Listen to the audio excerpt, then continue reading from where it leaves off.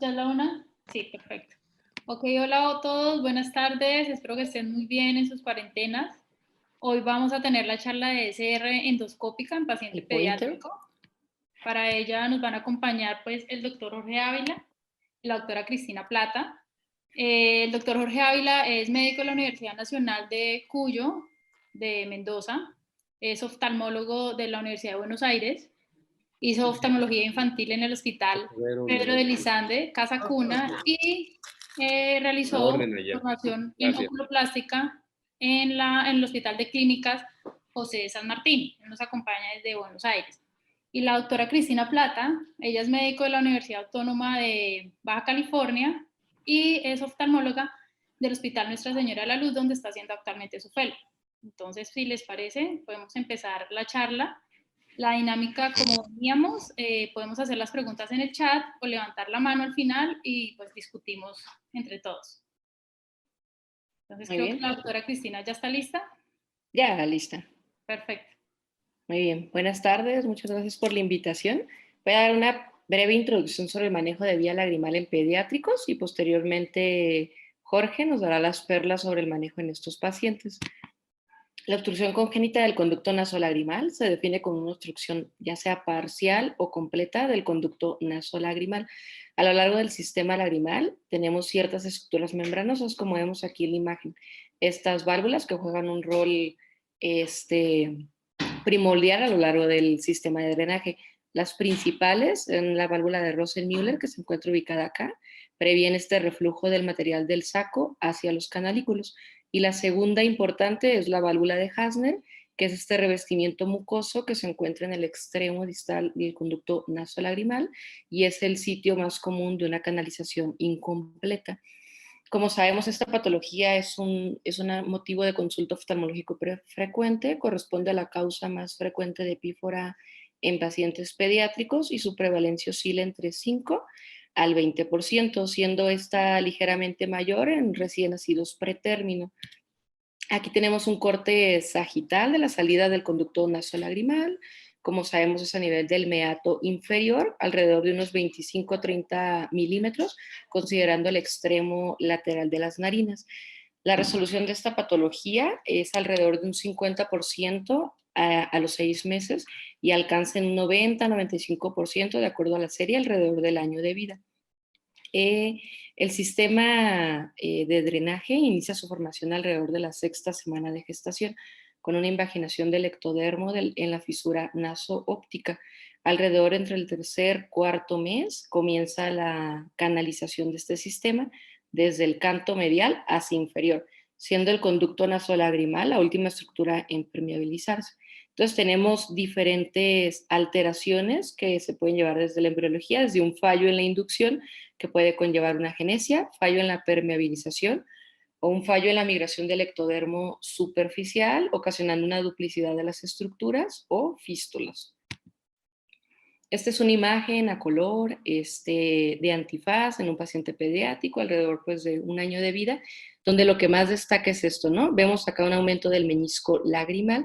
Entonces, ¿por qué es importante? En estos pacientes hay una prevalencia aumentada de una ambliopía anisometrópica, a pesar de que aparentemente es un menisco lagrimal pues, moderado, sí puede llevar hasta en un 10% de los casos ambliopía. Entonces, comparando el otro ojo, esto es como la imagen de un menisco lagrimal normal.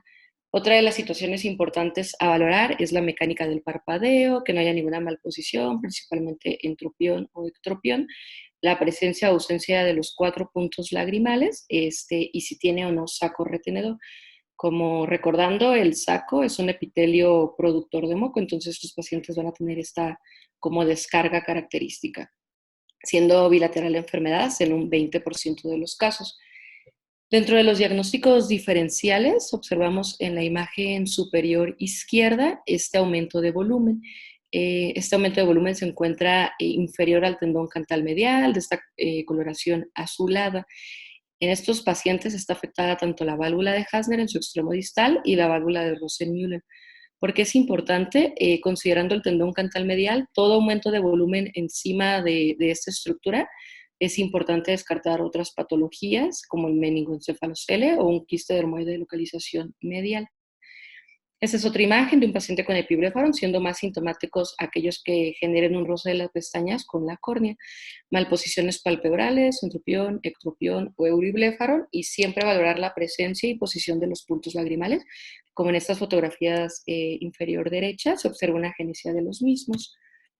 El manejo lo podemos dividir básicamente en dos grandes rubros, es un manejo conservador e invasivo, y estas son todas las medidas descritas, desde una simple observación, masaje, el rol de los antibióticos, y como técnicas invasivas, sondeo, la puntuación, DCR y el uso de balones. La maniobra de presión hidrostática sobre el saco es una maniobra descrita desde 1923 por Kriegler. Entonces consiste como en esta serie de pasos, como vemos en las imágenes, desde una presión aplicada con el dedo pulgar desde el punto lagrimal hacia inferior, como vemos en las fotografías.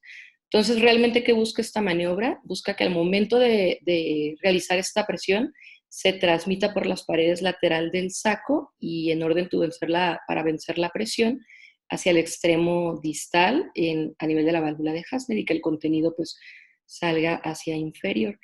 En este artículo la maniobra se realizaba por un oftalmopediatra y se consideraba exitosa si la resolución de la patología ocurría a los 2 días posteriores. Si ocurría, por ejemplo, al tercer, cuarto día, se consideraba que era parte de la resolución espontánea pues, de la misma patología. Ellos incluyeron 742 pacientes, como vemos, la gran mayoría localizado en un periodo de edad menores de los 6 meses, y reportaron un éxito en su primera maniobra de hasta un 46%. Realmente queda duda porque, pues como sabemos, bueno, en ese estudio no hubo un grupo control y la resolución pues, de la patología está alrededor de un 50%, ocurre en este periodo de edad. Respecto al masaje versus la observación, en este estudio incluyeron pacientes menores de 1 año y los dividieron en 2 grupos. El grupo 1 corresponde a pacientes en los que se realizaba masaje, en este caso era realizado por el familiar, y se aconsejaban 10 compresiones sobre el saco, mínimo 3 veces al día. Respecto al grupo número 2, que como vemos comparando los grupos, pues realmente no es un grupo muy homogéneo, pero pues ellos encontraron una diferencia significativa en aquellos pacientes que se les realizó masaje versus solo los que se observaron. El rol de los antibióticos al ser estos niños pues muy sintomáticos, que tienen esta descarga, pues realmente genera mucha angustia por los padres. Pero los antibióticos no hay una evidencia significativa en la resolución de la patología. Asimismo, se han hecho estudios respecto a la flora bacteriana, pacientes con dacriostenosis versus los que no, pues no hay diferencias o cambios en la flora. Solo se deben de utilizar en evidencia clínica de infección, que si llegara a haber, por ejemplo, una dacrocistitis aguda, son pacientes que ameritan hospitalización y antibióticos vía intravenosa. Entonces, ¿cuándo decidimos intervenir esos pacientes o cómo empezar? El sondeo se considera una técnica invasiva de primera línea asociada con irrigación. En este estudio fue realizado por Katowitz, entonces él incluyó 446 ojos en distintos grupos de edad, desde los 0 meses hasta mayores de 24 meses. Entonces, como vemos en esta gráfica, es muy ilustrativa, la imagen de la izquierda, y vemos cómo esta tasa de éxito disminuye conforme el grupo de edad, siendo el grupo más característico entre los 13 y 18 meses de edad, que como vemos cae desde un 96% a un 76%, que es prácticamente las recomendaciones principales del estudio. Estos pacientes, los que fallaron ante un sondeo primario, se les ofreció un sondeo secundario, que la tasa de éxito pues, realmente es muy baja, ¿no? Fue de 52% en un periodo comprendido entre los 6 y los 18 meses y disminuyó hasta un 18% en pacientes mayores de esta edad. Entonces, dentro de las recomendaciones principales del artículo, aunque sabemos que la patología puede tener una resolución espontánea, se aconseja iniciar como una medida el masaje, al menos un periodo de 6 semanas. La tasa de éxito disminuye entre el grupo a partir del 13º mes y no se recomienda un sondeo secundario entre los 18 y 24 meses. Este segundo artículo, publicado en el 2018, comparado con el de Katowitz, que es una literatura vieja de 1987, realmente son muy similares las recomendaciones. La resolución espontánea disminuye 30% cada trimestre y se recomienda realizar un sondeo entre el 9º y 15º mes, ya que posterior a este a este mes disminuye la tasa de éxito, siempre asociado con anestesia general, ya que son pues, procedimientos cortos que realmente no generan algún mal alguna contraindicación al paciente. Dentro del instrumental, siempre se realiza un empaquetamiento nasal. Es importante en este caso la frina en concentraciones pediátricas, ya que es el 0.025, que difiere del adulto al 0.50. Una jeringa de irrigación, en este caso 3 milímetros, ya que por lo regular los volúmenes a inyectar pues son pocos, no se ocupan jeringas de mayor volumen. La sonda de Bowman, que oscila desde volumen de 3 ceros, de 0.7 milímetros, hasta calibre número 2. Un dilatador de la vía lagrimal, la cánula de irrigación y fluoroseína para realizar la irrigación. En este gráfico se ilustran muy bien los pasos del sondeo. Previa dilatación de ambos puntos, entre el punto lagrimal inferior y superior, en caso de en un set bicana, perdón, superior e inferior, y se coloca la sonda de Bowman en disposición primeramente vertical, 2 milímetros. Posteriormente se realiza esta rotación 90 grados en su extremo horizontal. Es muy importante aquí, por ejemplo, se alcanza a ver el dedo cómo genera una tracción. Es importante realizar esta tracción del párpado inferior para evitar un doblez del canalículo y posteriormente una falsa vía. Posterior a esto se redirecciona la sonda verticalmente, siempre tratando de no elevarla para no generar una falsa vía, y posteriormente se desliza hacia inferior. Posterior a este paso se realiza la irrigación con fluoroseína, y si se cuenta con algún endoscopio nasal es de gran utilidad para valorar que realmente la sonda se encuentra en cavidad nasal. Vamos a ver brevemente un video. Este es un caso de un niño con un dacriocistocele. Aquí se realizó primeramente la dilatación, la colocación de la sonda de Bowman. Previamente se le había realizado masaje sin éxito. Aquí posteriormente se realizó un drenaje hasta superior, ya que la anestesia fue con mascarilla.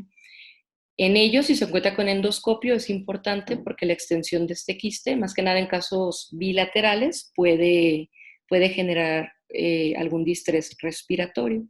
Estas son sus fotografías clínicas preoperatorias y a la semana del sondeo, y pues no tuvo ninguna recurrencia en los últimos seguimientos. La dacrointubación es una técnica descrita desde 1960. Cuando se describió fue posterior a un sondeo fallido. En este estudio, que fue un estudio no comparativo, no aleatorizado, se optó como primera técnica la dacrointubación en pacientes menores de 4 años. Incluyeron 182 ojos, y en ellos básicamente la gran mayoría utilizaban un set monocanalicular con una duración entre 2 a 5 meses, considerando un tiempo mínimo del stent, 4 semanas, con una tasa de éxito del 91%. En este otro estudio, en el cual comparan un set monocanalicular que utilizaron Mastercard versus un sondeo en pacientes mayores de 18 meses, como veíamos en los artículos previos, ¿no? El sondeo, por ejemplo, en este grupo fue de 48% comparado con el Mastercard de un 73%, favoreciendo el uso de la dacrointubación en estos pacientes de rango de edad. Este otro review está muy interesante porque pues, nos recomienda el uso de dacrointubación principalmente en casos bilaterales, pacientes con síndrome de Down, antecedentes de dacrocistitis aguda o alguna malformación craneofacial, considerando igual un retiro óptimo alrededor de unos 2 meses, aunque comentan que en pacientes por lo regular mayores de 2 años se deja un poquito más el stent. La principal complicación de este es el desplazamiento del stent y, entre otras, la formación de granuloma, lesión de la mucosa nasal en set bicanalicular, desgarro de punto o lesión de los canalículos. Y ese otro artículo comparó tanto el set mono versus bicanalicular, realmente no encontrando ninguna diferencia significativa a favor de alguno de estos. Vamos a ver un video de una paciente femenino en el cual se realizó una dacrointubación asistida con un endoscopio. Como vemos, tiene múltiples malformaciones craneofaciales, especialmente a nivel de la nariz, que se valoró en conjunto con el departamento de genética. Ella inicialmente ha sospechado un síndrome de Charge, que ahorita vamos a ver unos datos que nos llamaron la atención. Aquí, asistido con el endoscopio, se introdujo la sonda de Bowman Y en ella fue de gran utilidad, ya que este set sale a nivel del meato medio.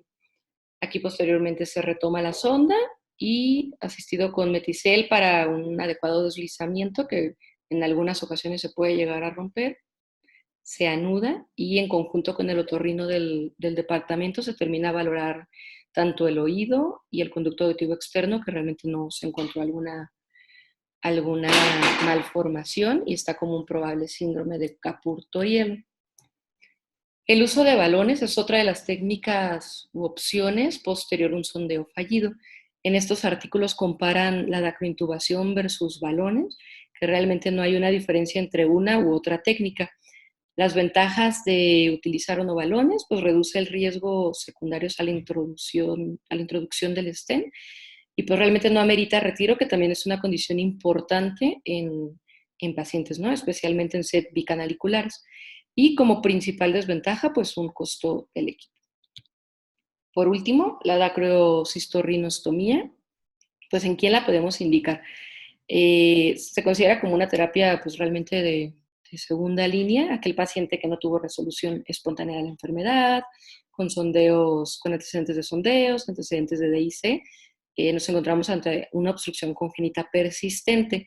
También en casos de obstrucciones primarias, secundarias, un poco más raro, pero pues también en estos pacientes se pudiera indicar, o dacrocistitis recurrente.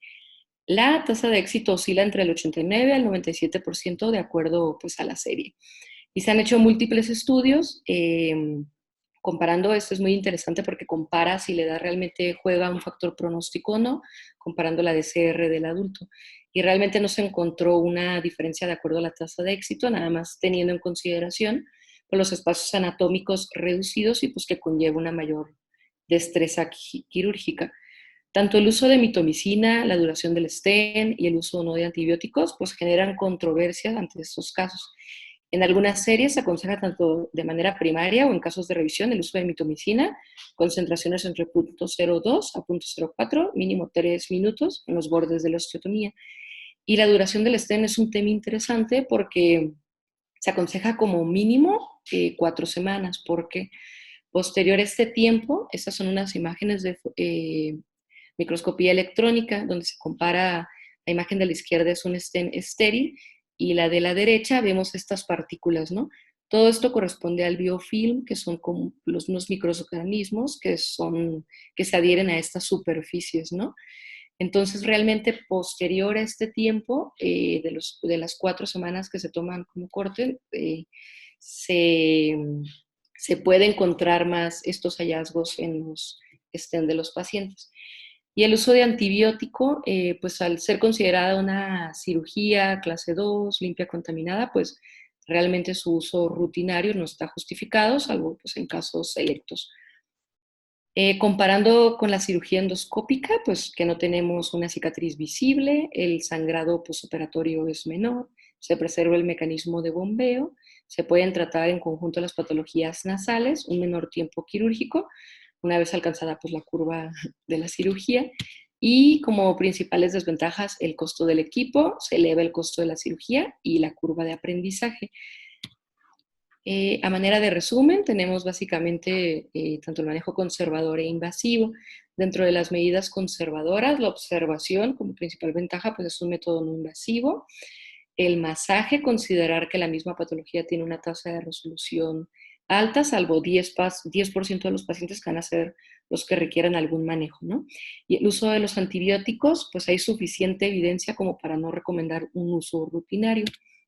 Dentro de las medidas invasivas, el sondeo, como observamos, tiene una tasa de éxito alta, siempre considerando pues, el tema de la edad. El hacer o no un segundo sondeo, pues la evidencia es contradictoria. La dacrointubación y los balones tienen igual una tasa de éxito alta posterior a un sondeo fallido. Nada más considerando el costo del equipo, los balones versus la DIC. Y la dacrocistorrinostomía, al igual, la tasa de éxito varía pues, de acuerdo a la serie, pero comparando con el equipo endoscópico, nada más el costo del equipo y que eleva la cirugía. Como conclusiones, la decisión terapéutica pues, es en base a la edad de paciente, siempre individualizar cada caso, considerar los procedimientos quirúrgicos que tengan, La tasa de éxito del sondeo disminuye conforme a la edad, DICE en casos especiales, especialmente de bilateralidad, síndrome de Down y malformaciones craneofaciales, y considerar la DCR pues realmente como última terapia ante falla de los procedimientos previos. Gracias. Vale, muy bien, muchas gracias, doctora Cristina, muy completa la charla. Gracias. Seguimos con el doctor Ávila, o no sé si quieran, mientras el doctor pone su pantalla, se quedó acá pausada en la mía, hacer una encuesta que habíamos propuesto con Julián.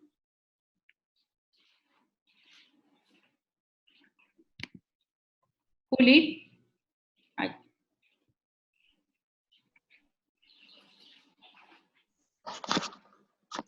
La pregunta es, ¿en su práctica clínica realiza DCR vía externa o vía endoscópica? O pues no realiza ninguna de las dos.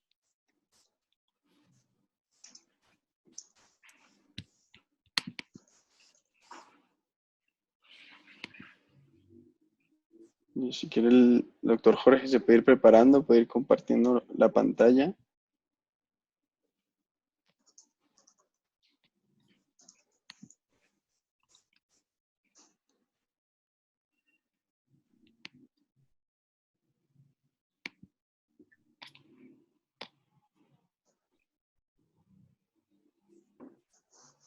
Listo, muy bien. Te podemos escuchar también. Si quieres, comparto los resultados. Ahí le sale en la pantalla. Si quieres discutirlos, Jorge. La mayoría es vía externa. Con respecto bueno, primero una pequeña introducción. Muchas gracias por la invitación.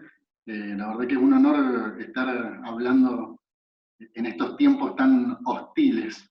Y nada, me parece genial la idea que tuvieron de armar estos megagrupos y la verdad que creo que todos lo estamos aprovechando a full. Hay una invasión de charlas, pero la verdad que lo que hemos aprendido en el transcurso de estos últimos 2 meses, la verdad que es abismal.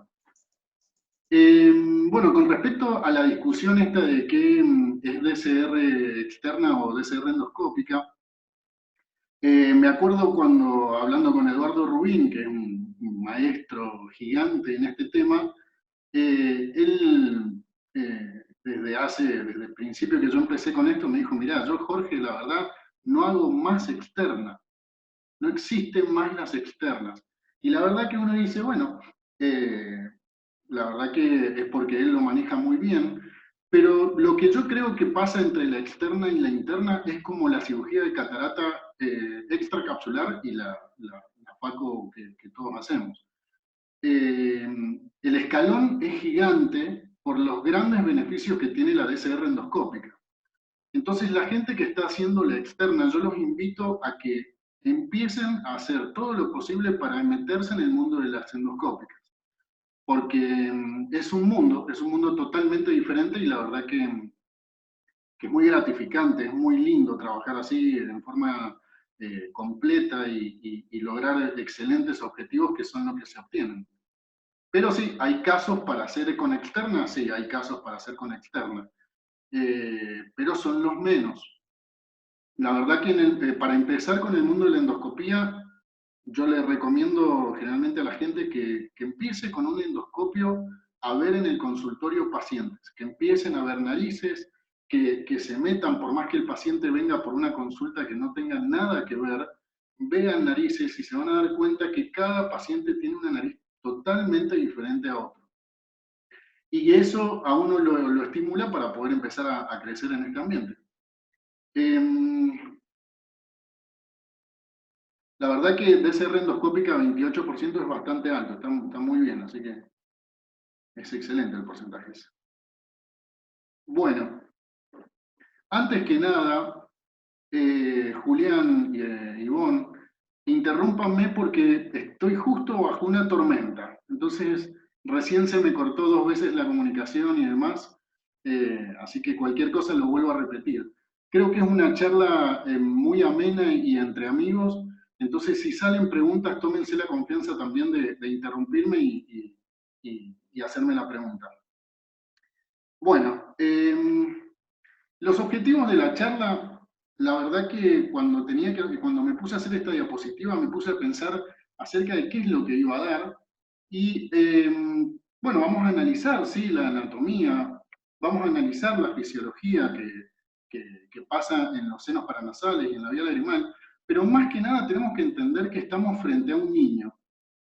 Entonces, cuando uno entiende que está frente a un niño, entiende un montón de cosas, de que siempre el manejo primordial está en evitar la ambliopía del niño desde el tiempo cero y evitar todo tipo de cuadros que puedan llegar a empeorar la situación, porque al ser un niño, las cosas empeoran rápidamente.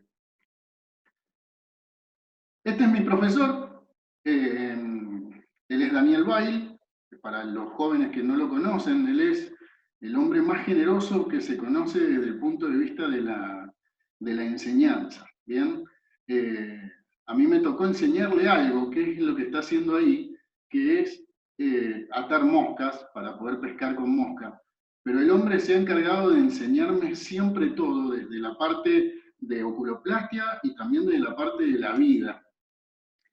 Y esto es una cosa que quiero recalcar, acerca de que él siempre me dice, che, Giorgio, él es el único que me dice Giorgio, todo el resto me dice Jorgito, y acá él me dice, búscame esto que no tengo ni idea.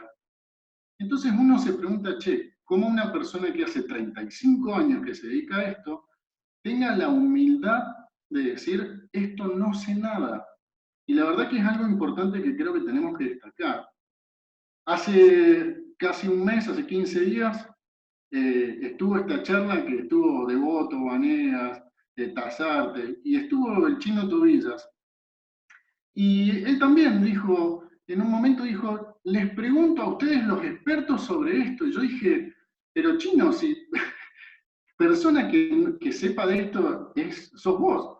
Pero me pareció un acto de humildad muy grande que creo que todos tenemos que aprender. Y después está este otro hombre que vino a hablarnos hace un par de años. Él es David Jordan. Y empezó una de las charlas diciendo que la verdad que de cavidad anoftálmica sé muy poco. El hombre tiene 170 artículos solo de cavidad anoftálmica. Es uno de los que más publica a nivel de oculoplastia. Y sin embargo tienen ese acto de nobleza estas tres personas de decir, de esto no sé. Entonces creo que hay algo que de esta charla tenemos que entender, que de acá en adelante siempre no vamos a saber algo. Y eso es muy bueno para empezar a crecer. Así que les voy a hablar un poco de la embriología de estas patologías. Esta lo voy a tratar de ser bien ameno en el sentido que nosotros tenemos algo que se llama, a nivel embriológico, a nivel de la 8ª semana, se empiezan a desarrollar procesos, que en realidad estos procesos son como placas tectónicas, ¿bien? Si ustedes se acuerdan, adentro de la panza nos íbamos plegando y nos íbamos formando. Entonces existe algo que se llama proceso frontonasal. Es una placa ectodérmica que va creciendo y va formando diferentes estructuras que colisiona con otra placa que se llama proceso maxilar, y las tres terminan chocando y formando formando diferentes estructuras con un tercero que se llama proceso mandibular. Todo esto se está formando y están chocando estas placas entre ellas. Si ustedes ven en esta imagen, vamos a encontrar entonces el proceso frontal, como lo habíamos dicho, esta placa ectodérmica que forma todo lo que es la parte interna de lo que es base de cráneo. El proceso maxilar, que son los costados que terminan juntándose, y el proceso mandibular. Todo esto, si lo imaginan como unas placas tectónicas, ustedes se van a fijar que donde van a chocar es en la nariz, es en todo lo que es la fisura. Los errores de todo esto terminan desarrollando lo que son todas las patologías de Tessier, ¿bien? Que si ustedes se fijan acá en todas estas en estas colisiones de placas tectónicas, vemos que muchas se producen a nivel de lo que es la pared lateral de la nariz, ¿bien? A nivel del piso de la nariz, a nivel orbitario. Y acá nacen un montón de patologías que cada fisura va a tener su nombre propio. Pero bueno, eso es el tema de otra charla. Entonces yo a lo que me voy a enfocar es en qué es lo que le pasa a la pared lateral. La pared lateral de la nariz recibe la colisión del proceso frontal y del proceso maxilar embriológicamente. Cuando chocan, forman esta estructura de la pared lateral, donde la L es la pared lateral y la B es la bulla. La bulla es por donde va a desembocar el seno maxilar. Se suma una tercera estructura cuando se produce este choque, que es el proceso uncinado o eso que parece un gancho, por eso se le dice uncus. Entonces, cuando ya está formada esa pared lateral, nosotros por transparencia vemos acá todo lo que es el cornete medio. Y otra de las estructuras muy importantes que quiero que vean es esto que está acá, que está simbolizado como AN, que es Ager-Nasi. ¿Bien? Entonces, a nivel, cuando nosotros vemos una nariz, bien, tenemos el cornete medio, bien, en esta región, y todo esto se llama meato medio. El meato medio tiene la bulla, que habíamos visto por acá atrás en color verde, bien, el proceso uncinado, que es todo este uncus, este gancho que está acá, la pared lateral de la nariz, y el Ager-Nasi. Donde nosotros nos vamos a concentrar, en este caso, que es vía lagrimal y cirugía de vía lagrimal, es en la pared lateral, el uncus y el Ager-Nasi, que van delimitando esta línea que va acá, que es la cresta lagrimal. Ahí es donde nosotros vamos a trabajar. El Ager-Nasi es una explosión de pequeñas celdillas que ocurre bien anterior y a nivel embriológico durante el primer año casi no se distingue del seno frontal. Esta imagen, lo que yo estoy poniendo acá, es para que ustedes vean qué es lo que pasa con el seno maxilar.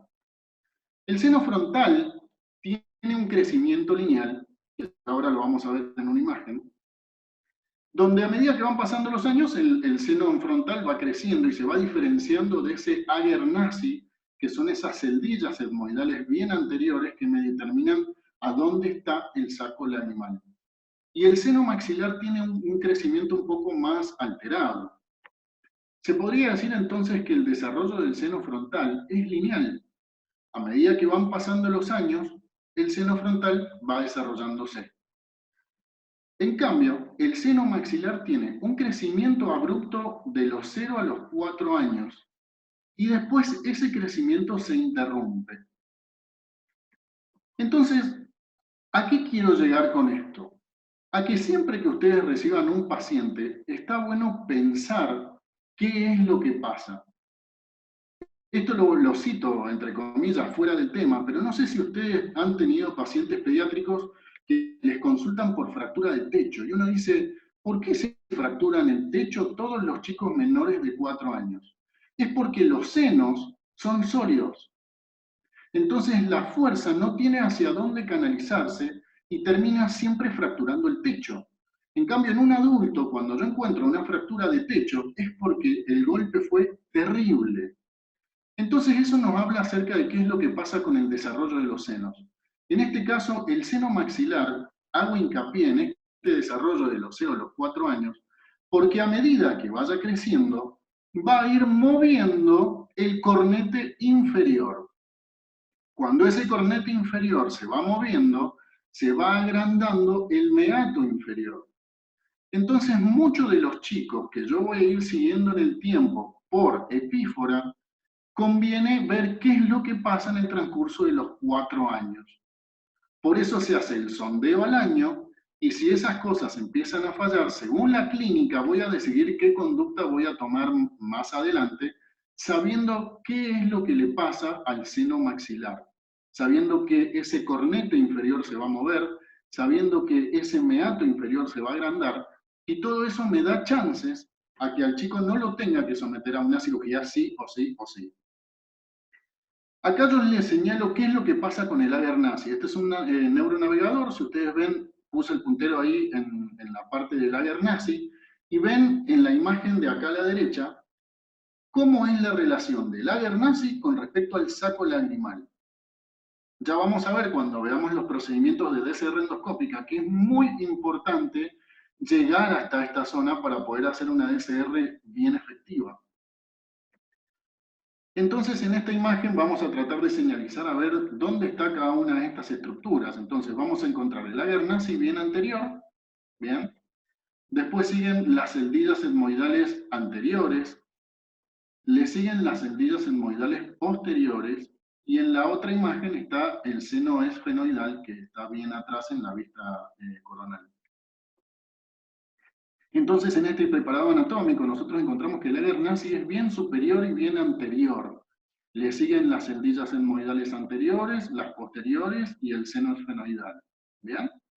Todas estas cosas ustedes las tienen que trasladar a su acto quirúrgico. Entonces, en la endoscopía nasal en niños, yo la verdad que les recomiendo que siempre traten de ver la nariz sin hacerle nada, no poniéndole ninguna aplicación ni nada, y ustedes van a ver el gran apiñamiento de todas esas estructuras. Cuando ustedes entienden que todas esas estructuras están apiñadas, están juntas, están todas compactadas, entienden que hay muchas veces que cualquier alteración de la mucosa termina siendo una obstrucción de la vía lagrimal. Pero es secundaria, o sea, porque no tiene nada que ver con la vía lagrimal, sino que el chico puede ser perfectamente muy atópico y desarrollar epífora por eso. Fíjense cómo cambia a la hora de ponerle un spray de oximetazolina, pero solamente un spray. La imagen cambia drásticamente. Fíjense cómo queda el meato inferior después de un spray de oximetazolina. La verdad que la diferencia es abismal, para que vean qué es lo que le pasa a la mucosa y cuán atópicos son los chicos. Este niño me enseñó a cómo yo tenía que hacer las endoscopías en el consultorio, en la evaluación de un niño. Cuando uno está empezando a hacer las endoscopías en el consultorio, uno empieza aplicando la oximetazolina, después el anestésico, después otro disparo quizás de oximetazolina para limpiar un poco, y eso el adulto la verdad que es molesto. La verdad yo me lo he aplicado a la oximetazolina y al anestésico y son horribles. La verdad que es desagradable. Al paciente hay que decirle, mire, usted está respirando, pero está anestesiado, entonces parece como que se está ahogando. Imagínense hacer todo eso en el niño. Lo que yo les recomiendo en los niños es poner el endoscopio ahí y ver. Sin poner nada, el chico se va a quedar quieto, ustedes haciendo un juego y demás, y no hace falta colocar el spray, no hace falta colocar algunas de esas cosas para ver qué es lo que pasa en la nariz. El chico entiende, pero a la hora de empezar a meterse y demás, sí, ahí yo les recomiendo siempre colocar anestésico y demás. Pero traten de ser lo menos invasivo con los niños en el sentido de que en el consultorio cualquier chico les va a llorar, cualquier chico que le ponen una gota va a llorar, así que les recomiendo empezar a hacer estas cosas. Y este gordo me enseñó a que yo puedo poner el endoscopio y mirarle la nariz. Y ya con eso es más que suficiente porque como es muy corta la nariz, yo desde solamente de la narina, o sea, del agujero, yo puedo ver qué es lo que le pasa en el meato inferior y en el meato medio. Entonces existen varios tipos de endoscopio. Les recomiendo que se compren uno, hay muchos precios, pero la verdad que los chinos hacen endoscopios muy buenos y demás que se pueden adquirir. Vienen de diferentes angulaciones, vienen de 0 grados, de 30, de 45 y de 70. ¿Bien? Yo les recomiendo que se compren un endoscopio de 0 grados, ¿bien? Que la visión es directa, ¿bien? No es irreal, sino que la imagen es real. Entonces en el consultorio tenemos este que es de 175 milímetros por 4 milímetros, ¿bien?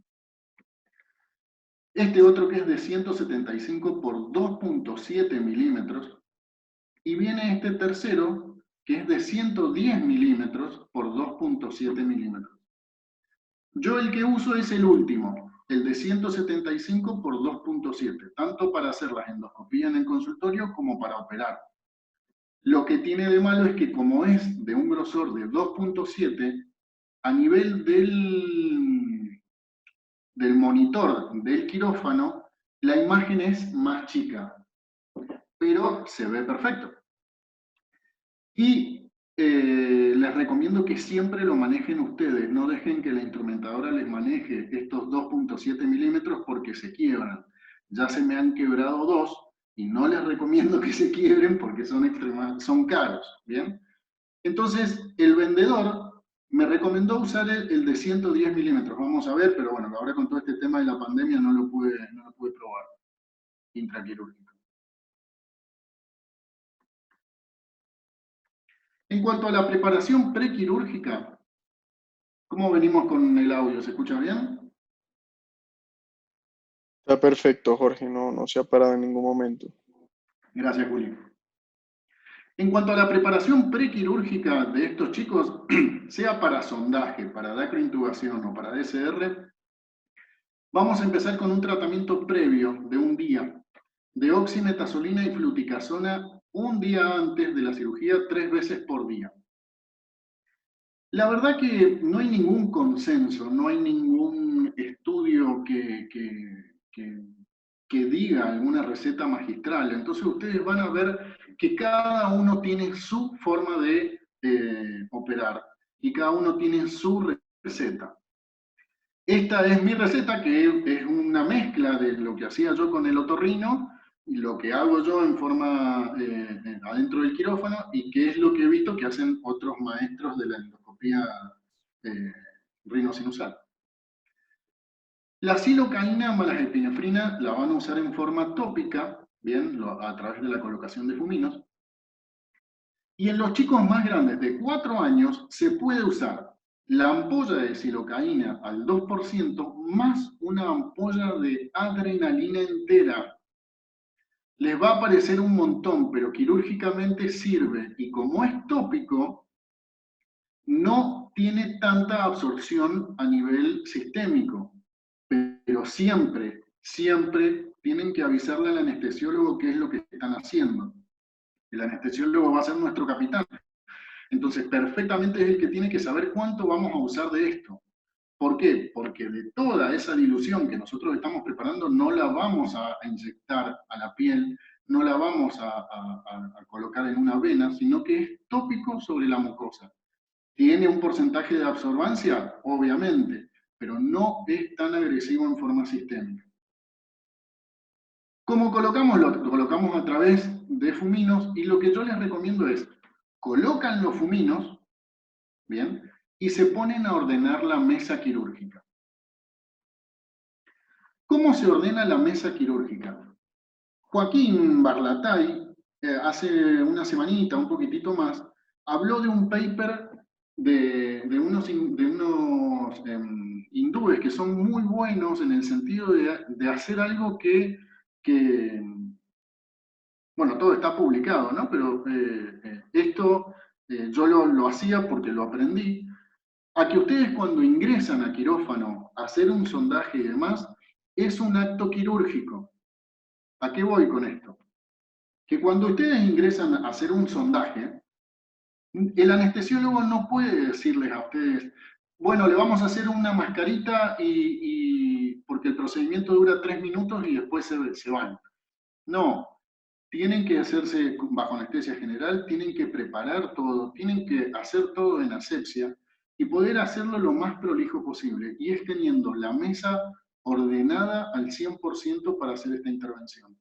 Entonces, yo lo que hago es, yo tengo a un chiquito de 1 año para hacerle un sondaje y yo preparo todo como para hacer una dacriocistorrinostomía. De eso habla el paper. Los papers no los cité en cada una de las diapositivas, sino que los puse todo al final. Gracias a la magia de Julián, la clase va a estar subida en OCP desde casa, así que después pueden consultarlo ahí sin ningún problema. En cuanto al posquirúrgico, sea de lo que sea, de sondaje, de dacrointubación o de DCR, vamos a hacer lo mismo, miren. Las gotas que vamos a usar va a ser tobramicina más dexametasona 7 veces durante 7 días, 4 veces por día, ¿bien? Fluticasona spray nasal, lo vamos a usar 3 veces por día por 8 semanas. El spray nasal, para que ustedes sepan, en la población pediátrica, cuando tenemos un paciente atópico, se usa de 6 a 12 meses, sin ningún problema en absorción sistémica. Nosotros acá lo vamos a usar 3 veces por día por 8 semanas. ¿Parece un montón? Es un montón, pero no influye a nivel sistémico. No influye tanto, perdón. Con respecto a por qué son 8 semanas, porque el set de intubación que nosotros le vamos a colocar, lo vamos a dejar por 6 semanas solamente. Hagamos un adacrio o hagamos una adacrio intubación cerrada. Los sets de intubación quedan 6 semanas. ¿Bien? Hay un estudio de Ángela Dolmech, una maestra de la oculoplastia colombiana y mundial, que habla acerca de por qué es importante la colocación de esto y no más tiempo que este. ¿Bien? Yo lo que hago en el sondaje y en la DAC de intubación es el corticoide dejarlo solamente 2 semanas. Agregamos nebulizaciones con vapor o con cloruro de sodio, que en Argentina se llama hipersol, el producto comercial. Si la cirugía fue sangrante, si no, no. La verdad que si lo pueden evitar, traten de evitarlo. Ahora lo que vamos a ver es cada paso de la dacroendoscópica. La verdad que me pareció correcto no poner un video así todos podemos verlo, porque siempre hay problemas de conexión. Fíjense, ahora se me cortó a mí. Entonces voy a poner cada uno de los pasos. Esta es una dacroendoscópica, si ustedes ven cómo todas las estructuras están bastante apiñadas. El septo es toda esta estructura que está acá. Fíjense lo desviado que está el septo. Y cómo el cornete inferior, que es esta estructura que está acá, está muy hacia anterior. Esa es una nariz de un niño con una desviación septal. Entonces lo que decidí hacer en ese caso es colocarle, ¿bien?, anestesia de silocaína con epinefrina en la cabeza del cornete medio, y después también coloco a nivel de la pared lateral. ¿Para qué lo uso eso? Para poder en realidad hacer como una pequeña hidrodisección de toda esa zona. Pero, ¿cumple acción vasoconstrictora? Sí, pero no tanto como lo puede hacer un fumino. Entonces, en un segundo paso lo que hacemos es colocamos los fuminos en esa región, al nivel del meato medio, y después yo me los llevo con el endoscopio y los coloco a nivel del paladar blando, bien, para dejarlo bien atrás como una especie de tapón. Y con un cuchillete bien sobre la cresta lagrimal realizo el flap, hago 2 cortes, uno sobre la cresta y otro anterior a la cresta, bien, que después termino uniendo en la parte superior. Y ese flap lo repliego hacia abajo. Y con un desperiostizador lo que hago es irme hacia la parte más dura de ese flap y lo despliego hacia abajo. Entonces, lo que me queda ahí es la exposición de la cresta lagrimal. Lo que hago con el flap, como les dije, me lo llevo hacia atrás. Hay estudios que hablan acerca de que se puede cortar, se puede replegar en otra posición. La verdad que yo prefiero siempre ponerlo hacia abajo. Lo que hago con el desperiostizador es descubrir bien esa cresta lagrimal, así con una Kerrison lo trato de ir rompiendo. Les recomiendo siempre entrar y salir lo menos posible de la nariz. Entonces, hay una técnica de usar la Kerrison varios bocados y salen para limpiarla. Entonces, coman la cresta lagrimal 2 o 3 veces y ahí salen para limpiar la Kerrison. ¿Por qué? Porque si ustedes ven acá, está todo sangrando, menos el septo. El septo, la verdad que yo lo cuido un montón, porque sé que si el septo se me lastima, va a haber adherencias posquirúrgicas y son un embole tratarlas.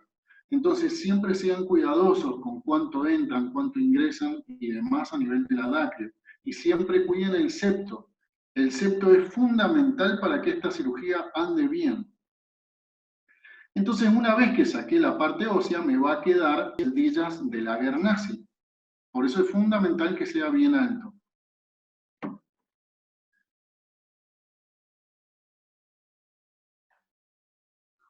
¿Se escucha? Sí. Te congelaste ahorita, pero ya otra vez estás normal. Bueno, en serio les pido 1000 disculpas.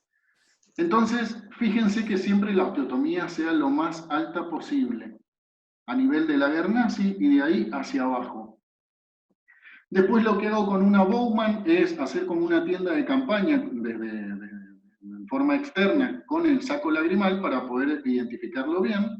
Lo abro también con otro cuchillete, paso el set de intubación y este procedimiento es un procedimiento que cuando le agarren la mano no va a superar los 15 minutos de cirugía.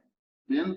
Más que eso, o sea, sí, van a empezar haciendo como empezaron con las facos de 1 hora y después van a reducir el tiempo de las facos. Bueno, esto les va a pasar igual. El tiempo de la dacrocitorinastomía endoscópica es muy corto, es muy bueno. Este es el paciente a las 24 horas de operarse de esta cirugía que le hice en forma endoscópica. Fíjense, el chico sonriendo, al otro día está bien, al otro día puede jugar. Yo los mando a clases a partir del 3er día, porque no hay complicación de nada ni de sangrado. La verdad que la evolución es muy buena.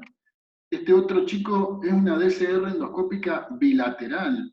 Entonces al chico lo sometí a un solo acto quirúrgico, lo operé de los 2 ojos.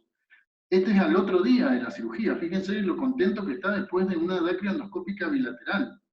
Imagínense si el procedimiento hubiese sido externa bilateral. Hoy no tendría a este chico sonriendo. Entonces, lo que les voy a decir es algunos tips de la oftalmología infantil y de la vía lagrimal. Esto es más que nada la práctica clínica. ¿Cómo evaluamos la vía lagrimal infantil? La verdad que no necesitamos hacer muchas cosas. Yo cuando viene un chico me fijo, primero, si es uni o bilateral. Si es unilateral, ¿tiene presión de saco? Sí. Bueno, entonces yo ya sé cuáles son los pasos y sé cómo voy a hablar con los padres, diciéndole que voy a intentar hacer un sondaje, pero que es altamente probable que falle y que tenga que ir a otras intervenciones. ¿Por qué? Porque si el saco está dilatado, se comporta como una bolsa del supermercado, entonces no tiene buena acción y acumula gran cantidad de secreción. ¿La prueba de Jones la hacemos en el niño? No. Pero acá el doctor Santiago Vivante, que es un oculoplástico de acá de Argentina, la verdad que la otra vez en una charla dijo, yo la prueba de Jones no la hago nunca, pero yo le coloco al paciente la fluoresceína en el ojo y le hago sonarse la nariz.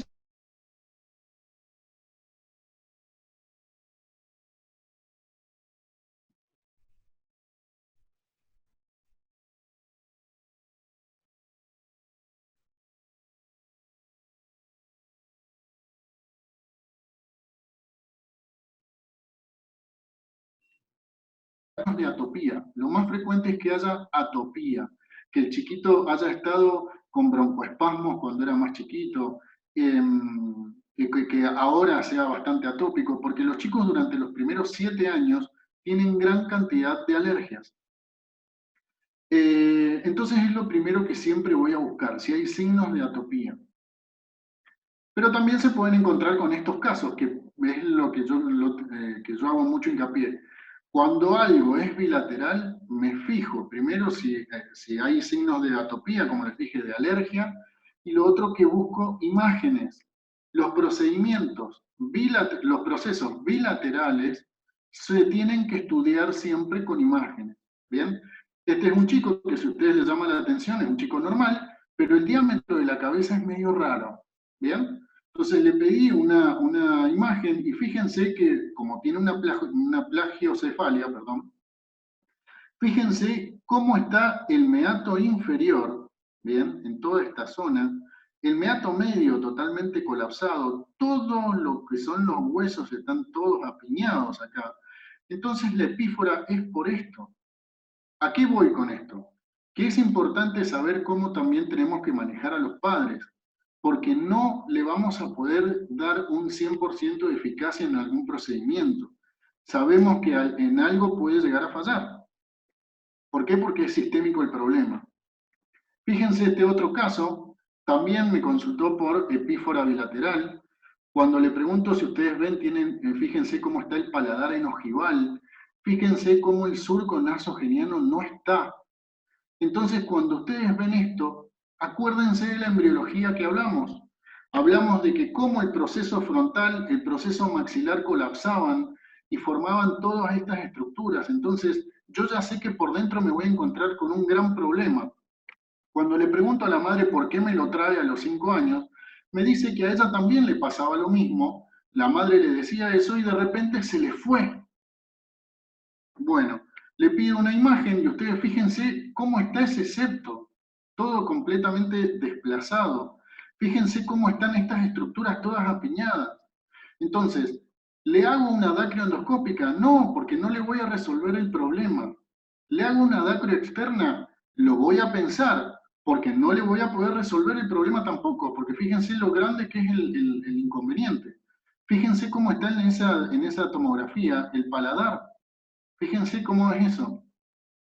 Es importante entender lo del paladar también, acerca de cómo va modificándose el cuerpo por el pasaje del aire y de los años, que va formando esa cara en forma de pájaro. Eso es por un moldeamiento que hace el aire de tanto, de estar respirando durante 24 horas todo el tiempo. El masaje. Yo lo que hablo con los padres es que con el masaje no le voy a solucionar el problema. Me está diciendo que tengo algunos problemas de conexión. No sé si me están escuchando. ¿Se escucha bien? Ahorita sí te estamos escuchando. En serio, mil disculpas, pero se está cayendo el cielo justo acá donde estoy. Entonces, ¿hacemos masajes o no hacemos masajes? ¿Y para qué le hago el masaje? La verdad que yo lo que les explico a los padres es que el masaje, lo único que yo voy a intentar hacer es de sacar la cantidad de secreción que me está juntando el saco, pero no estoy destapando nada. Es como la gente que piensa que con el plombaje estamos solucionando la vía lagrimal. No, el plombaje sirve para estudiar la vía lagrimal y nada más. Estos masajes también me sirven a mí para drenar toda la secreción del saco, pero no le estoy solucionando el problema. Richard Allen piensa exactamente igual con esto, y los estudios también hablan de que no hay una solución con estas cosas. Pero sin embargo, uno pone masaje de la vía lagrimal en YouTube y hay más de 1500 videos de pediatras explicando cómo hacer el masaje, de arriba hacia abajo, de abajo hacia arriba, en posición así, así.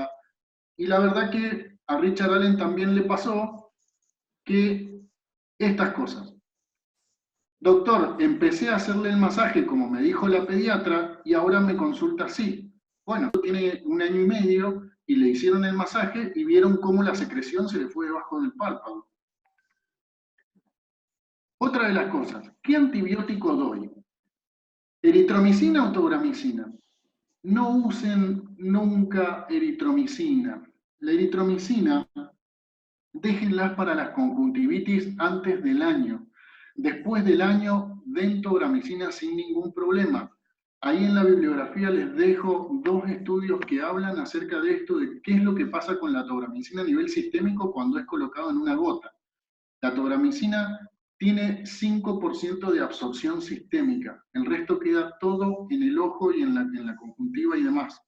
Entonces no tengan miedo al uso de la tobramicina, es muy buena la tobramicina. Jorge, qué pena interrumpirte, es que están diciendo que si por favor puedes repetir lo del niño del masaje, que es que se cortó en ese momento y no te escucharon todo. Bien. Gracias.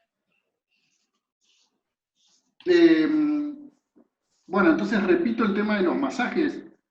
Háganlo para limpiar la secreción del saco lagrimal. Pero no lo hagan con respecto a los antibióticos. Preguntas no hay, ¿no? ¿Venimos bien? Sí, las preguntas las estamos dejando para el final y ya las estamos anotando. Bien. ¿Qué antibiótico doy? La eritromicina les recomiendo no usarlo nunca. ¿Por qué? Porque los chicos son, como les dije, muy atópicos. ¿Qué quiere decir atópicos? Que son muy alérgicos. Entonces,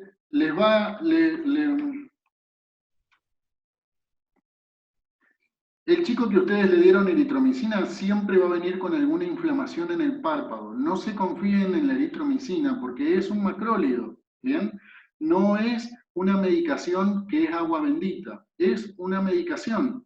Entonces, puede desarrollar alergias y es muy frecuente que los chicos vengan con esta inflamación palpebral por la eritromicina. La tobramicina a partir del año la pueden usar sin ningún problema, no le tengan miedo a la tobramicina. Y si la quieren usar antes del año, también la pueden usar. La tobramicina tiene un porcentaje de absorción del 5% a nivel sistémico. Ahí en la bibliografía les dejo unos artículos para que después los lean si quieren, que habla acerca de la absorbancia de la tobramicina. Y otra de las características que quiero que se acuerden es que los chicos tienen una composición lagrimal diferente a la del adulto. Esta imagen de esta gorda con los ojos así entreabiertos, ella está dormida. Y es muy común encontrar que los chicos hasta los 10, 11 años duermen con los ojos entreabiertos. ¿Por qué? Porque la lágrima de los bebés es diferente, de los niños, perdón, es diferente a la del adulto. Tiene mayor componente graso y mayor componente de moco, no tanto de agua. Entonces tienen la suerte de que si el ojo les queda así, no se le lastima la córnea. ¿A qué voy con esto? Que siempre fíjense si ese lagrimeo es real o es irreal. ¿Por qué? Porque muchas veces es secreción. No es epífora ni lagrimeo, es secreción. Pero lo confunden con obstrucción de la vía lagrimal. Acuérdense también que la glándula lagrimal se desarrolla a las 6 semanas, al mes y medio, ¿bien? Entonces, durante ese mes y medio de nacimiento, los chicos lloran y no lloran, ¿se entiende? Lloran, pero no producen lágrimas, es porque la glándula lagrimal recién se desarrolla a las 6 semanas de nacido. Recuerden siempre, amigos, un niño no es un adulto pequeño. Siempre tengan en cuenta que todo puede desarrollar ambliopía sin que nos demos cuenta. ¿Bien? ¿A qué voy con esto? A lo que les dijo Chris anteriormente acerca del aumento lagrimal unilateral. A veces puede producir una anisometropía de hasta un cilindro de 1,50 o de 2. Fíjense la importancia de tener que evaluar esto. En serio les agradezco mucho. Ahí les dejo, bueno, algunos datos para que se puedan contactar. El grupo que creó Juli y los demás chicos con Beto, la verdad que es excelente para compartir, que la dejen, va a quedar ahí la charla, espero que se haya entendido y les agradezco en serio muchísimo la conexión.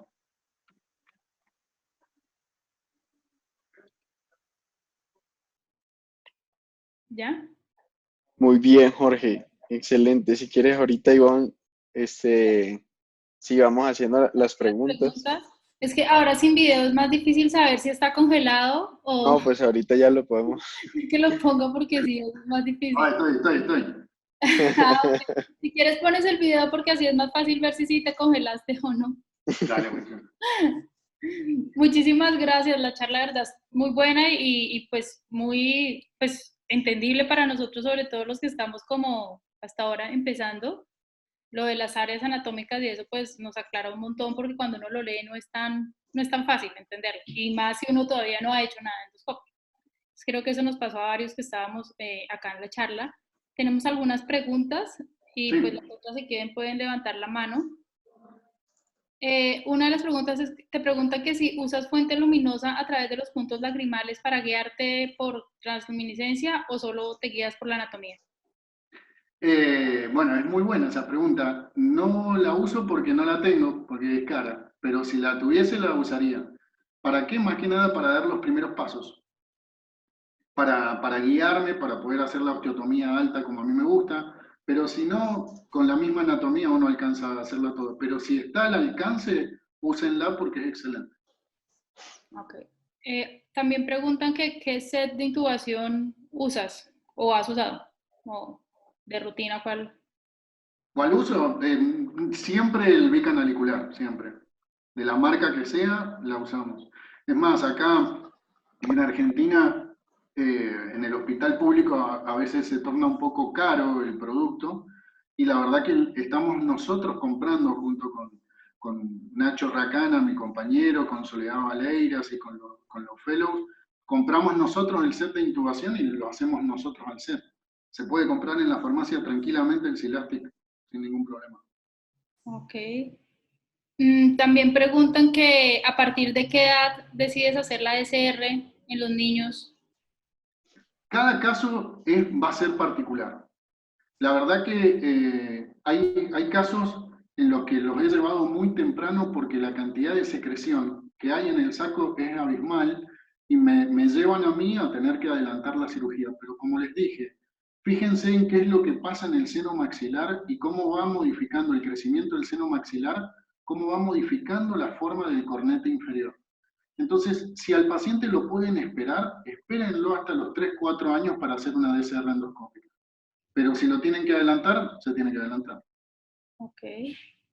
También preguntan que si perforas simplemente el saco lagrimal o sin abrirlo, o qué opinas de la apertura amplia y la marsupialización del saco. Ah, por la técnica que mostré. Sí, en realidad no lo perforo, sino que me guío y en ese caso en el video se rompió. Pero si no, siempre, sí, ingreso con el cuchillete, lo abro entero y lo repliego hacia posterior. Ok. Y que si pides Dacriotac de rutina. Creo que se congeló. Sí.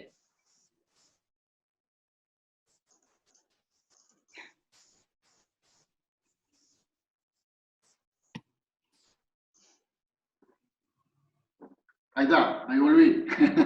Ya te has congelado. Mil disculpas. No te preocupes, que si usas Dacriotac de rutina. Nunca, nunca. La verdad que someter a los pacientes a hacer estudios que no aportan al evento quirúrgico, la verdad que no lo aliento nunca. A la hora de, por ejemplo, hacer tanto en adulto como en niño, ¿no? Hacer, ni hablar en niños, pero en un adulto, hacer un estudio invasivo de colocarle al paciente, pónganse en el lugar del paciente. La verdad que la conducta quirúrgica no te va a cambiar dependiendo de cómo te salga una dacrocitografía. Sí es fundamental hacer una dacrocitografía o una TC en traumatismos. En traumatismos sí le recomiendo hacer. Después el resto no me cambia a mí la conducta quirúrgica. Ok. Pregunta Juan Carlos Sánchez que si hace flaps entre la mucosa nasal y la mucosa del saco. No, después lo que hago es replegar el flap de la mucosa y el flap del saco queda replegado hacia atrás. Y eso termina formando el ostium. Pero lo lindo que tiene esto es que uno después endoscópicamente va y chequea el ostium que se forma a nivel del meato medio y es un puntito, es pequeño, pero por ahí viene la lágrima y el paciente está contento. Entonces uno hace osteotomías grandes, grandes flaps, repliega y demás, y después el punto queda pequeño, es increíble. Pero la lágrima, una vez que se hace camino, como me dice mi profesor Daniel Bay, una vez que se hace camino la lágrima, no hay forma de pararla. Ok. Sharon quiere hacer una pregunta, que levantó la mano. Jorge, extraordinaria plática, felicidades, me fascinó. Gracias, Sharon. No sé si me distrajeron acá o no escuché, pero creo que también es importante para los chicos que expliques cuándo haces una DCR en niños, porque nosotros siempre hemos estado acostumbrados a preservar la vía lagrimal y a hacer puras dacrointubaciones a la primera, a la segunda, a la tercera, o sea, 3, 4 intentos antes de hacer una DCR abierta, endoscópica, sea la decisión que sea. Entonces, para que nos cuentes tú cómo lo decides y para que le expliques también a los chicos que no se vayan con la idea de que un niño tiene que acabar siempre en DCR, porque no funciona así. Tal cual. Bueno, muy buena observación. Yo a los pacientes siempre les explico como una escalera con diferentes peldaños, donde vamos a empezar con el sondaje, después pasamos a la dacrointubación y después pasamos a una DCR. Esa escalera yo la voy a bajar en el transcurso de 2 a 3 años, empezando con un sondaje. Siempre a todos los pacientes les explico esto. Empiezo con un sondaje, lo hago y veo qué es lo que pasa en el transcurso de 6 meses. Si eso falla, intento hacer una dacrointubación y veo qué es lo que pasa en el transcurso de 6 meses. Si todo eso falla, recién ahí voy a pasar a una dacroendoscópica en un niño. Pero sí me parece importante el hecho de entender que cuando yo tengo 2 pacientes prácticamente, tengo un paciente con epífora sin presión de saco y paciente con epífora con presión de saco. Y la verdad que cuando tengo presión de saco ya me voy inclinando hacia la DCR. ¿Voy a hacerlo pasar por todos los pasos al paciente? Sí, no me voy a saltar ningún paso. Pero en cada paso yo le voy a decir al paciente el porcentaje de éxito que va a tener esta cirugía, sabiendo que presión de saco positivo va a tener una resolución y presión de saco negativo lo más seguro es que con un sondaje o una dacrointubación anden muy bien. Otra pregunta es que si pones taponamiento nasal después de la DCR. Yo empecé haciendo 2 años con un otorrino, lo iba y lo acompañaba en sus cirugías de base de cráneo, que eran abismales las cirugías. Pero varios pacientes de Dacrio los hacía con él. Y él siempre usó taponaje anterior. A mí nunca me gustó colocar un taponaje, pero él los hacía siempre. Y a mí, en estos pocos años que llevo, no me ha traído no veo como un beneficio al no usarlo. Ok. Preguntan también que cuáles son las complicaciones que has tenido o las más graves como fístula de líquido cefalorraquídeo y cómo las manejas. Salgo corriendo del quirófano. No, gracias a Dios, toco madera por todos lados. Nunca me pasó una complicación de ese tipo.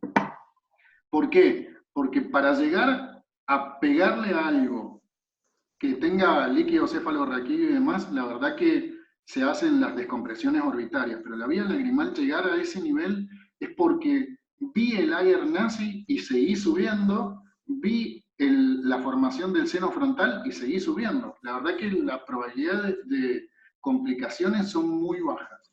En los niños no vi ninguna complicación así severa. De lo más malo que tuve es que se me tapó el ostium en 2 pacientes y tuve que volver a reintervenirlo. Ok. También preguntan que si pueden aplicar gel, foam más transinolona. Ese es genial, la verdad que a mí me aumenta muchísimo el gasto intraquirúrgico. Entonces en las instituciones donde lo hago no lo tienen. Pero sí, si pueden poner el famoso gel foam es genial.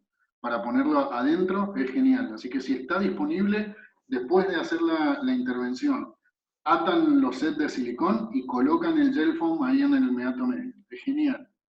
Si lo pueden hacer es buenísimo. Ok. No sé si alguien más tenga más preguntas, no veo más en el chat. ¿O alguien más quiere alzar la mano para alguna intervención? Adelante, jefe.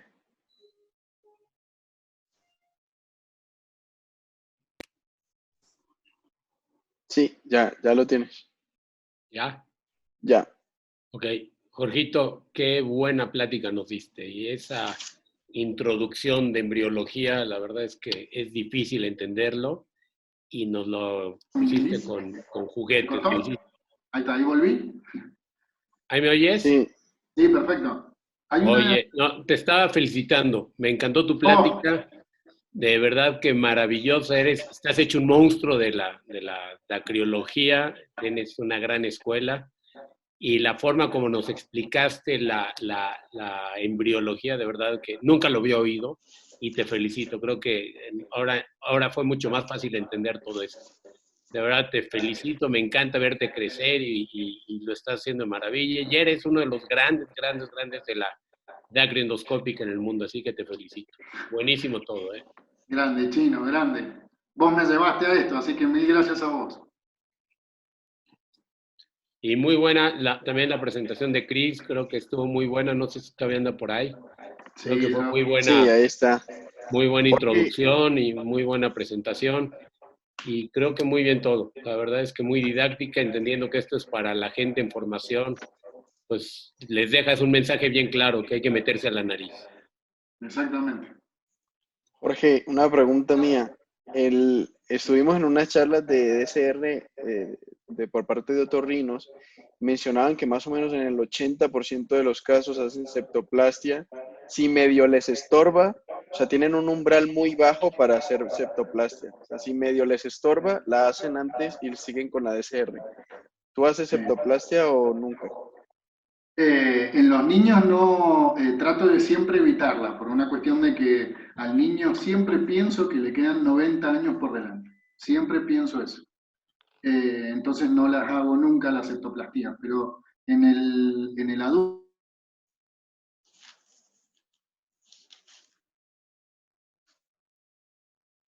En lo que regresa Jorge, eso es cierto, Julián, a los otorrinos siempre les estorba el septum. Y cuando hacen descompresiones es igualito y pues, ahí perdemos 2 horas siempre con la septoplastía, ¿no? Sí. O con una Blackie se puede comer tranquilamente. Es que se te cortó, Jorge. Te fuiste. Perdón. La septoplastía siempre prefiero hacerla con el otorrino, porque a veces puedo deformar un poco el puente nasal, pero lo que sí hacemos nosotros es intervenir el cornete medio. Comerle la cabeza al cornete medio cuando yo veo que está muy pegado al meato medio, es una buena indicación. Es muy fácil, lo puedo hacer con una Blackie, con una previa inyección de silocaína con epinefrina y se come la cabeza del cornete y no hay ningún problema futuro. ¿Solamente el tejido blando de la mucosa o también el huesito? El hueso es fácil de romper. Se puede hacer la... Entonces, en adulto dices que sí hace septoplastia, en los niños nunca. Porque Nunca. las que hemos hecho, pues hay veces sí está muy desviado el septo, pero uno se las arregla para seguir con la cirugía Claro. a pesar del septo. Exactamente. Okay. No sé si, bueno, el doctor Julio Díaz y muchos otros están preguntando que si nos puedes aclarar el punto del masaje porque se cortó como 3 veces. No, o sea, yo quedé con la idea al menos que no les ofrecen masaje, bueno, no les indican masaje, o cómo es. Los masajes, lo único que yo hago con los masajes es indicarle a los padres que lo hagan para vaciar el contenido del saco. O sea, es como cualquier masaje que uno hace a nivel del saco. Pero hacerlo descendente hacia abajo. Sí. Hacerlo descendente hacia abajo y demás no trae un beneficio de que yo lo vaya a destapar. Pero solamente haciendo el masaje a nivel del saco lagrimal, lo que yo hago es drenar esa secreción. ¿A eso quizás iba la pregunta? Sí, justo. ¿Y No, qué nos dice Sharon? Perdón, estoy en desacuerdo. Todos los que me conocen saben que yo soy la advocate mundial de los masajes en niños. La verdad es que hemos visto durante muchos años que el 90% de las obstrucciones destapan con un buen masaje. Y la idea de empujar de empujar con el dedo hacia abajo no es, por supuesto, romper la obstrucción, porque acá hay hueso y no es como que tu dedo atraviese el hueso y logres romper la obstrucción. Pero la idea del masaje, que es 100% hidrostático, es empujar toda la secreción que se está acumulando a nivel del saco, como dice Jorge, y en vez de regresarlo y sacarlo del saco, empujarlo hacia abajo. Y entonces, ¿se oye muy fuerte? Estamos yendo bien. Entonces, utilizar toda la secreción acumulada a nivel del saco, y lo único que hace tu dedo al empujar es evitar que recluya. Y la razón por la que empujas con el dedo hacia abajo es para evitar que regrese y que siga cayendo, y que con esa secreción enorme que se acumula a nivel del saco, logres romper la obstrucción. Y la verdad es que está más que demostrado que antes de los 8 meses, el 90% de los niños con un buen masaje van a destapar. Perdón. Y que la obstrucción es blanda porque es el flap de la válvula de Hasner. Válvula de Hasner. No es una obstrucción ósea así como una DSR primaria en el adulto. Sí, como una obstrucción en el adulto. Ajá. Un masaje bien hecho, y hasta te lo puedo decir por experiencia propia. 2 de mis hijas nacieron con obstrucción de la vía lagrimal y con masaje destaparon perfectamente bien. Un masaje... está perfecto. No, está perfecto, pero no es que es el tratamiento. O sea, como tiene un gran falso negativo a analizar, queda como para evaluar a ver si se abre o no se abre. Habría que verlo bien en vivo. Pero sí, yo les indico a todos el masaje bien hecho y demás. Ahí Beto Abdala puso que se siente el pop. Es cierto, me ha pasado en dos dacrioceles hacerlo y sentir el pop. Y uno dice, sí, pasa, pero me parece que es como peor generar una celulitis en un niño que esto. No, bueno, no lo haces cuando estás con datos de dacriocistitis. Lo haces en paciente sano que tiene una lepífora y que tiene 2, 3, 4 meses de edad, y lo haces cuando está en la ducha, en la tina, bañándose y bajo condiciones. La verdad es, bueno, yo la verdad es que he tenido extraordinarios resultados. Pero... JS dice que quiere hacer un comentario, le doy el audio.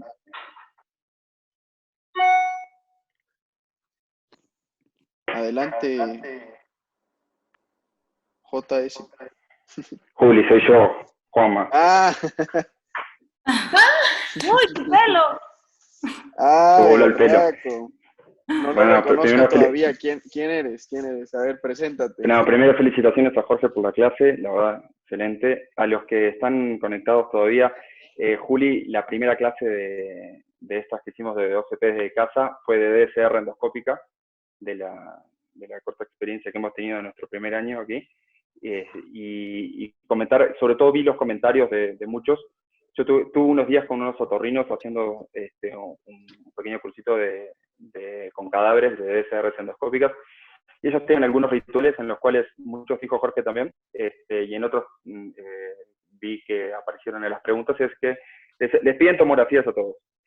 Por el hecho de que ellos coinciden en que hacen una especie de checklist tomográfico, así como lo hacen para las cirugías de seno o para seno frontal, lo hacen para las DSR, aunque para ellos dicen que la DSR es la cirugía más fácil que pueden llegar a hacer, lo hacen igual. Lo otro, vi una de las preguntitas que hablaban del flap, con Juli, las pocas DSRs que vimos al final de su fellow, es eso de afrontar la mucosa del flap, para una vez, si la dejas abajo, o Jorge tú la pones por lo que vi la subís, afrontarla de nuevo para evitar el cierre del ostium. Eso hay muchos trabajos que hablan de que afrontar la mucosa, eso hace que se cierre menos.